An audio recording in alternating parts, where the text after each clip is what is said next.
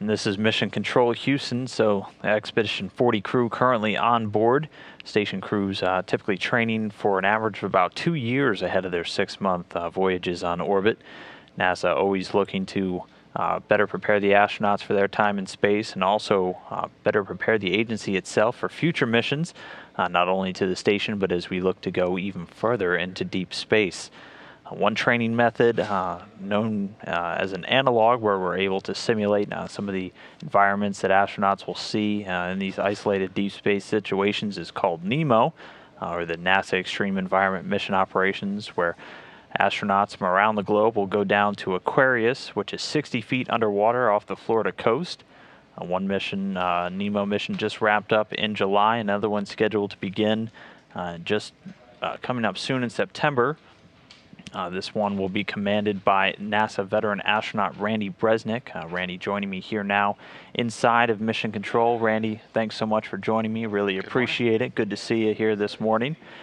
So first off, start us off. So this is going to be NEMO 19. Give us a little bit of background real quick on your mission that's coming up. Yeah, NEMO 19, we actually splashed down on the 8th of September for a 7-day mission, and we're going to build on what was done earlier this summer with NEMO 18.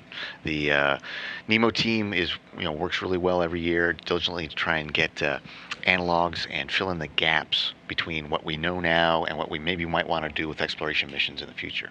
And so it's really good because we can simulate zero gravity, we can simulate partial gravity like the moon, we can simulate Mars gravity, maybe asteroid microgravity with the way outs in the suits, so we can actually check the equipment out, we can check the processes out, we can check out working with mission control. And one of the highlights of this particular one is we'll be on a time delay, simulating that we have a communications, because we're a long ways away from home. So how do we work operationally through our spacewalks when we do have to deal with, we send a transmission, we don't hear anything back for 10 minutes.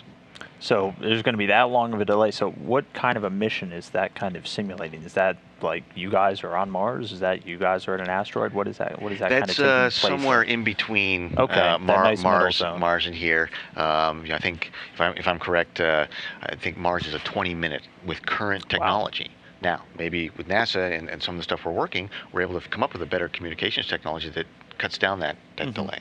Okay. So. And very much like the International Space Station, it's an international crew that's going to be down there at Aquarius. Tell us a little bit about the guys and girls that are going to be going down with you. We've got a really great crew. We've got Andy Mogensen, who's the very first Danish astronaut. Okay. And he's actually participated in some of the NEMO-like training last year, so he's kind of a veteran in that regard. But he's the super smart guy. He's the PhD type who used to guidance, navigation, design. He's the brains of the group. Yes, he's the brains of the outfit. But he's actually flying next September with on a Soyuz crew with Sarah Brightman, and so he'll at least have some decent music on his flight. But super smart guy. Really good operator, and so we're lucky to have him. We also have Hervé Stevenin, who is the lead for what is ESA's European Astronaut Training Center underwater training facility. So they're basically their NBL. He's one of our crew members. And the neat part about that is that he's also one of the Eurocoms. So he'll sit, in the Capcom slot over there in Europe, and what we're able to help him do is now this is his first chance to act as an operator. And so, ideally, by learning to be a better operator, he can then be a better capsule communicator and help the flight control team. Yep. Exactly. And then we have Canadian astronaut Jeremy Hansen, also known as Weed. Again, another great operator, really smart on the robotics side of things, with being a Canadian and the robotic arm, but also an even funnier guy than Chris Hadfield. So we're really lucky to have him along for comedic relief. It'll be good when you're 60 feet under the water, lighten the spirits a little bit. So and robotics are going to play a big role in this, and some telepresence and that kind of thing. So can you tell me a little bit about that? Yeah, it's some really neat objectives. There's program that's called Heads Up, which the ESA is sponsoring, and Hervé, our crew member, is actually one of the program leads. And it allows basically mobile procedure viewing. So all the times, when you look here on the screen behind us and you see the crew doing work on station, you'll see them hands in and working, and they have their headlamp on. You always see them pop back out, and you'll see them look up on a tablet or look up on a computer screen, or have to reach their hand out and type to move the screen. What am I doing right now? Yeah, exactly. And so what this ideally is with a heads-up device that we'll be wearing, we'll be able to not have to take our eyes or hands off the project, and we'll be able to get, either the procedures, viewed on a heads-up display. We'll also be able to maybe have work on more of the telepresence type of operations, where the ground through a camera on our heads-up display will be able to see what we're doing, and then offer suggestions, kind of helping us look over the shoulder, all in an effort to be more efficient, in the work we do, and more precise. All right, and NEMO's not the only analog that you've been involved in. Another one was CAVES, and forgive me, I don't remember what the acronym stands for. There are way too many at NASA. Tell me a little about CAVES. First, what does it stand for? CAVES, it was a cooperative behavior health type thing. I'm sorry, I don't remember the acronym exactly myself. Our friends at ESA came up with that one, so NASA cannot claim responsibility for that.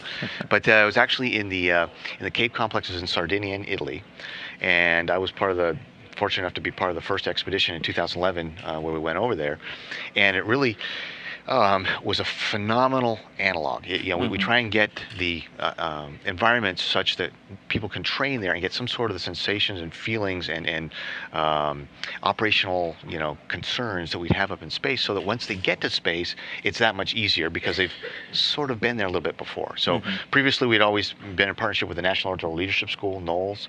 This CAVES was the ESA addition to the suite of analogs. Obviously, NEMO's been a very important one for almost 20 years now here at NASA. And CAVES was great because you're underground, number one. You don't have the sun, so you have no idea what time it is, just like on the space station where you have 16 sunrises and sunsets every day. The temperature and humidity are exactly the same all the time. Just like on the space station. You're sitting there, you've got tethers and climbing equipment because there's chasms and places, there's the constant fear of death. And you have to all constantly be, worried about your tether protocols and things like that, just like you do on a spacewalk.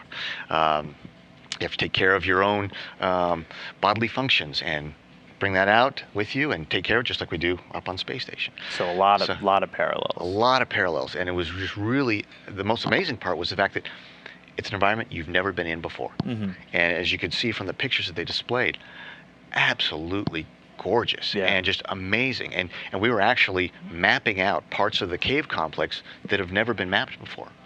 And so there was that excitement of, okay, we're going to go through this little squeeze area, and we have no idea what's on the other side. It could end up being nothing, or it could end up being a cavern and an amazing, basketball stadium-sized room underground that you're now mapping out and trying to find out where to continue on the rest of your exploration. And so there was really a good sense of that feeling that we'd have if we were on another terrestrial body where it's different, it's new, and no one's ever been there. All right. Well, and then so back to NEMO real quick. A big piece of it is going to be spacewalking. Now, we train for spacewalks here underwater at the NBL. And you guys are going to be doing some spacewalks when you're out there, down in Florida. What are you guys going to be doing out in the water? I know that's probably one of the more exciting things. So definitely that fills the majority of our days while we're down there. We have some really neat technology demonstrators that will help us fill in the gap, because we know that robotics is really good, and we've had some phenomenal robotic work. Just look at the Mars robotic effort we've had so far. And we also know that people can do good work, but we also know that the robotic stuff that's on Mars, although they have phenomenal work, we also know that in the year or two that, say one of those rovers has been out there, that's the work that a human could do in a day or two. And so what can we do to use our robotics to go out as precursors? So imagine we land humans on Mars, and we've got 5-10 robots we can send out to areas of interest that all our researchers want us to go look at. They take a look and then send back the information, and the astronauts or mission control, they look at that data and go, well, these two don't really look that promising, these two do, so we'll go ahead and go look over there. Well, we've got a system now for NEMO 19 called the Diver Delivery System. Shark Marine makes that, and it is actually going to allow us to go out and try to fill that gap and see if we can really use these robotics as we'd like. And so we'll send them out on a mission. They can be sent out autonomously. They can carry an astronaut with them if we want to use them as transport. They have a navigation system. They have cameras on board, and they can hover in one spot. And we'll use those in combination with actually an autonomous ROV, autonomous robot with cameras, the IV, or the internal vehicle astronaut or Aquanaut will be able to fly as a robotic camera, and use those as a way to see if we can use these robotic type things to act and get us into the right spots. Obviously, will be compounded by the fact we have that comm delay. So we'll have to have a really good idea what the intent is from mission control, so that we don't end up sitting around waiting for a transmission to come back and we find something we don't expect or find something we don't like, or we'll be able to go, okay, we know our priorities, move to the next site, send one of our robots over there to take a look and get it ready for us. It's really a great way to prepare us for the missions of tomorrow by doing stuff right here in our own backyard. It's really fascinating stuff. Under our or right, or right under our backyard. All right, again, NASA astronaut Randy Bresnik is going to be the commander of Nemo 19, joining me here in Mission Control today. Randy, thanks so much. Fascinating stuff. Good luck on the mission. Watch out for hurricanes. Well, thank you very much.